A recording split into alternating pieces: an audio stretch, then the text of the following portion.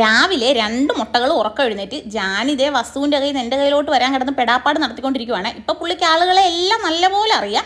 എന്നിട്ട് 2 എണ്ണത്തിനും റെഡിയാക്കി ഞാനും റെഡിയായി വസുവിൻ്റെ സ്കൂളിലോട്ട് പോവുക. ഇന്ന് യൂണിഫോമും ടെക്സ്റ്റ് ബുക്കും ഒക്കെ വാങ്ങിക്കാൻ ചെല്ലേണ്ട ദിവസമായിരുന്നു.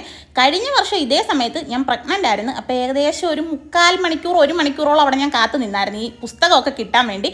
അതുകൊണ്ട് ഇത്തവണ ഒരു മുൻകരുതൽ എന്ന വേണം ഞാൻ അമ്മൂനെയും കൂടെ കൂട്ടിക്കൊണ്ടാണ് പോയത്. പക്ഷേ ഇത്തവണ അവിടെ ഒരു തിരക്കും ഇല്ലായിരുന്നു, പെട്ടെന്ന് കിട്ടി.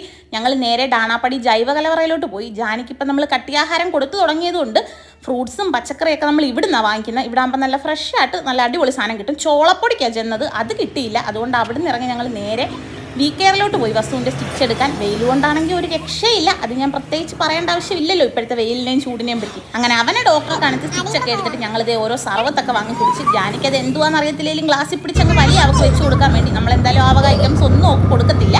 സ്റ്റിച്ചൊക്കെ എടുത്തിട്ട് ഞാനൊന്ന് പിടിച്ച് നോക്കി. അവനിപ്പോൾ കുഴപ്പമില്ല, മുറിവൊക്കെ പുറത്ത് കുറച്ച് കട്ടിക്ക് മുറിവുണ്ടായിരുന്നുണ്ട് ഇത്രയും താമസിച്ച് സ്റ്റിച്ച് എടുത്തത്.